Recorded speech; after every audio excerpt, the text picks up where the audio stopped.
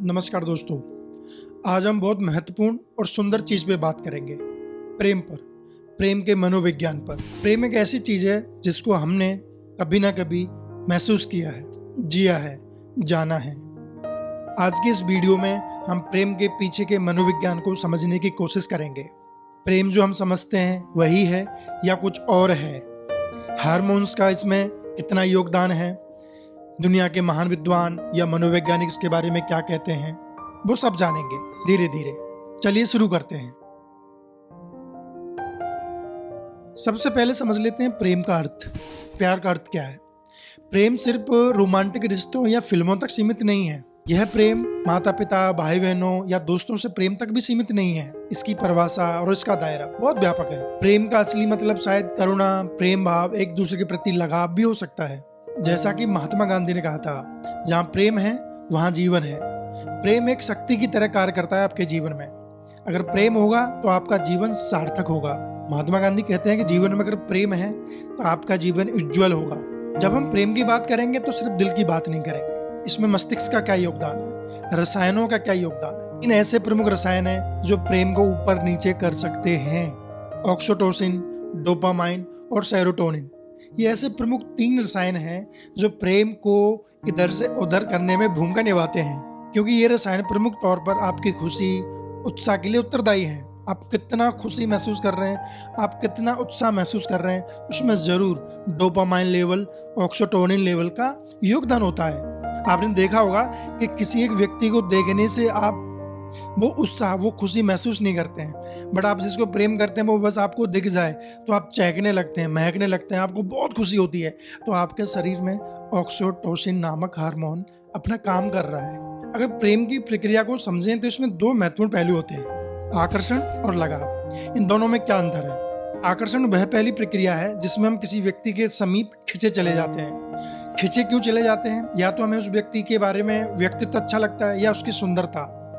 लगाव इसकी दूसरी अवस्था है जहां हम व्यक्ति को पसंद करने के बाद उससे लगाव महसूस करने लगते हैं। आकर्षण क्षणिक हो सकता है और लगाव लंबे समय तक रहता है। जैसा कि हम जानते हैं कि अल्बर्ट आइंस्टीन ने थ्योरी ऑफ ग्रेविटी दी थी कि जहां एक वस्तु दूसरी वस्तु को खींचती है, गुरुत्वाकर्षण का नियम। लेकिन उन्होंने कहा था कि लोगों को प्रेम खींचता है और जब वो पास आ जाते हैं तो विश्वास उनको मजबूत करता है। अगर मैं प्रेम में एक और तत्व की बात करूं तो वह असुरक्षा की भावना, इनसिक्योरिटी। इनसिक्योरिटी क्यों आती है? इनसिक्योरिटी आती है गहरे प्रेम के कारण। 2 व्यक्तियों में से एक व्यक्ति गहरा प्रेम करता है तो वह सुरक्षा में आ जाता है कि उसे वो प्रेम वापस मिलेगा या नहीं मिलेगा। जिस समय की, जिस ऊर्जा की, जिन भावनाओं का वो निवेश कर रहा है, वो निवेश लौटकर वापस आएगा कि नहीं आएगा। और सबसे बड़ा प्रश्न ये होता है कि क्या सामने वाला मुझे भी उतना ही प्रेम करता है जितना मैं उसे करता हूँ? मेरा रिश्ता कितना लंबा चलेगा? कल को क्या होगा? तो जब हम बहुत पास आ रहे होते हैं तो दूर जाने का डर सताने लगता है। प्रसिद्ध मनोवैज्ञानिक एरिच फ्रॉम ने कहा था कि सच्चा प्रेम वो नहीं जो कुछ पाने की लालसा रखता है। सच्चा प्रेम वह है जो हमें अपने अंदर से मजबूती प्रदान करता है। अगर हम सच्चे प्रेम को समझेंगे, निस्वार्थ प्रेम को समझेंगे, तो हमारे अंदर से धीरे धीरे असुरक्षा की भावना खत्म होती जाएगी। लेकिन आजकल के दौर में दूसरे से पाने की इच्छा प्रबल है और देने की इच्छा निम्नतम। इसलिए आज के दौर में हम देखते हैं कि इनसिक्योरिटी, डर और भ्रम की स्थिति बहुत ज्यादा है बजाय समर्पण के, त्याग के, प्रेम के। प्रेम में सिक्योरिटी सबसे महत्वपूर्ण पहलू है कि व्यक्ति सामने वाला जैसा है हम उसको वैसे स्वीकार करें। यह बात कहने में बहुत आसान लग सकती है, लेकिन किसी दूसरे व्यक्ति को उसको कमियों के साथ अपनाना बहुत बड़ा पहलू है प्रेम का।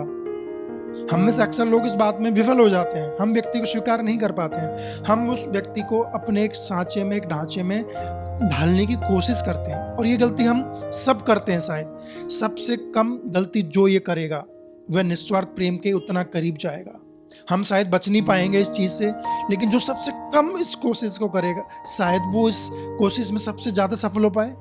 और शायद इसलिए रविन्द्रनाथ टैगोर ने कहा था कि प्रेम में आप दूसरे की भलाई को तलाशते हैं, ना कि अपनी भलाई को। मगर आजकल ऐसा कहाँ? प्रेम को लेकर जब भी बात की जाती है तो बात की जाती है संतुलन की, बैलेंस की। जब हम प्रेम करते हैं शुरुआती तौर पे तो हम सब कुछ भूल जाते हैं, सब कुछ दांव पे लगा देते हैं और उस व्यक्ति के लिए हम समर्पित हो जाते हैं। पर एक समय ऐसा आता है कि आप 24 घंटे तो प्रेम नहीं कर सकते हैं, 24 घंटे तो आप प्रेम में नहीं रह सकते हैं। उस आकर्षण को, उस लगाव को आप महसूस नहीं करते हैं।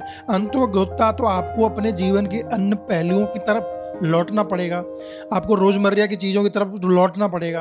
अगर आप एक पुरुष हैं तो आपको अपने जॉब, आपको अर्निंग, अगर आप महिला हैं कामकाजी तो आपको अपनी अर्निंग और अपनी जिम्मेदारियों के प्रति लौटना पड़ेगा। ओशो ने कहा था कि प्रेम में महिला सिर्फ जो है दिल को देखती है और पुरुष प्रमुखतः दिमाग को देखता है। इसको और उन्होंने व्याख्या करते हुए कहा है कि पुरुष जब प्रेम में होता है तो वो सिर्फ प्रेम नहीं करता है, वह आमदनी कैसे होगी, घर का खर्चा कैसे चलेगा, वो अपनी जिम्मेदारियों का निर्वहन कैसे करेगा, कल की व्यवस्था कैसे होगी, इस बात को भी वो देखता है और प्रेम उसका प्रमुख पहलू नहीं होता है। वहीं दूसरी तरफ महिला के जीवन में जब वो प्रेम में होती है तो प्रेम सबसे पहला एलिमेंट होता है। She is constantly trying to maintain love.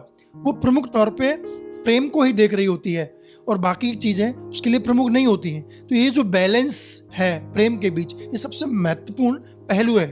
अगर इस बात को हम खत्म करें तो लाओ तुझो की बात के साथ हम इसको खत्म कर सकते हैं। लाओ तुझो दार्शनिक थे, उन्होंने कहा था कि प्रेम में गहराई हो या ना हो लेकिन संतुलन होना बहुत ज़रूरी है। गहराई आने के बाद वो गहराई कम भी हो सकती है, लेकिन आपने संतुलन रिश्तों में बना लिया तो रिश्ते चल जाएंगे, निभ जाएंगे। प्रेम इंसान को खुशी देता है, उसको सुंदर बनाता है, उसको जीने की अभिलाषा देता है। अगर मैं इस वीडियो का अंत करूं तो मैं इस वीडियो का अंत रूमी की बात के साथ करूंगा। आपका काम प्यार का तलाश करना नहीं है, बल्कि अपने अंदर उन दीवारों की तलाश करना है जो आपने उसके खिलाफ बनाई है, यानी कि प्रेम के खिलाफ। उनको तोड़ना आपका प्रमुख काम है। दोस्तों, आपको ये वीडियो कैसी लगी मुझे कमेंट करके बता सकते हैं। Please subscribe the channel if you like the video and thank you so much.